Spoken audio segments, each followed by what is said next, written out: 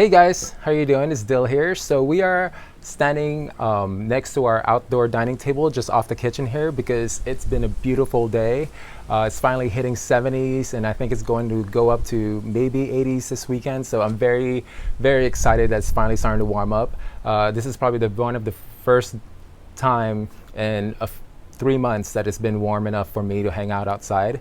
So I'm very excited for that. And second, I wanted to show you guys this pot that I picked up today during my lunch break at Home Goods. I know a lot of you guys have been asking me where I get my pots from, and I can probably honestly say that 80% of my pots I get from Home Goods. I work near one, which is very dangerous for me. But I do think that you can find really good pots for very good price at Home Goods. I think this one was 15 bucks. So yeah, I think it's a steal, right? Anyway, I also thought that this would be a good opportunity for me to show you guys how I create my arrangements, my houseplant arrangements. So I did pick up a few plants that I thought might work well in this arrangement. The first one I picked up, and keeping in mind the whole thriller, filler, and spiller concept, I thought that this bamboo palm would be a good thriller for this arrangement. And I love bamboo palms. I think they're one of the easiest plants to take care of. They will do okay in low lighting, but they will definitely thrive in medium to higher lighting. So if you have one of these, try to give it as much lighting as you can because it will love you.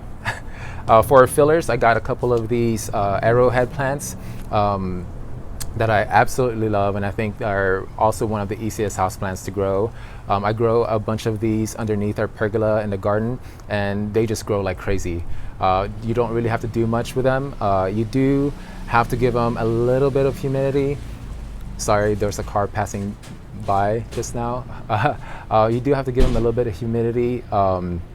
But yeah, one of the easiest houseplants to grow, and I love their heart-shaped leaves. And I think next to the leaf of this bamboo palm, I think that's gonna look stunning. So for a little bit of pop of color, I picked up this Croton Pictum Spot Dwarf. I believe that's what it's called, but I love the yellow spots on these on its leaves. I think it'll give us just that perfect amount of color. You know, I don't really use a lot of flowers in my arrangements for my arrangements indoors, and I think that's because I have a lot of colors in the garden, and when I'm indoors, I kind of just want to give my eyes a break from all the colors and just give my eyes just let it relax a little bit, I guess you can say. But anyway, so for our spiller, I got this variegated ivy that I also love. I love that it's got these small leaves, and I think it'll just give us that dramatic look in this arrangement. So I have already put soil in this pot. I filled it up to about maybe an inch to the top and put about a good cup and a half of perlite just for extra drainage. So I think what I'm gonna do is I'm gonna go ahead and get all of these planted and speed it up for you guys, so you guys don't have to hear me talk to myself, because I do tend to do that when I'm doing one of these things. But this arrangement is going in our kitchen counter right next to one of the windows, so it will get a lot of lighting, so all of these plants will do very well there. So yeah, I guess let's just go ahead and let's get started.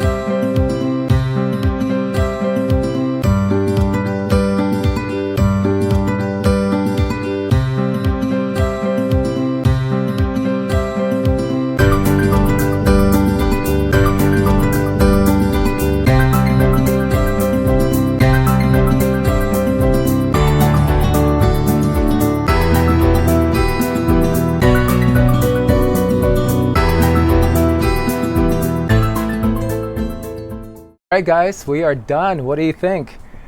I absolutely love it. I actually think it turned out a lot better than what I originally imagined it in my head. I know it looks just packed in there, and it is, but that's how I like to do my arrangements. I actually like when it looks overgrown, and I love when the different leaves kind of crisscross each other. It kind of reminds me of the rainforest. So yeah, and these plants are going to grow, and they're probably going to outgrow this pot. And when that happens, I'm going to go ahead and take them out of the pot and maybe plant them in a garden somewhere, and put something else new here. So they won't live here forever. I'll probably change it up every season or so. But yeah, I love the way it turned out. I love the little pop of color that the croton gives. The ivy is always a good spiller for these types of arrangements. So I did put, I did have some dried moss that I put towards the back because I might actually use this from time to time as a centerpiece for our outdoor table for when we have dinners and stuff with friends. So I want to make sure that that all the sides look pretty. And I hate seeing dirt, so but yeah, you guys, I hope that you guys enjoyed this video. I hope you guys got inspired to do your own arrangements, and I will see you guys in the next video. Bye.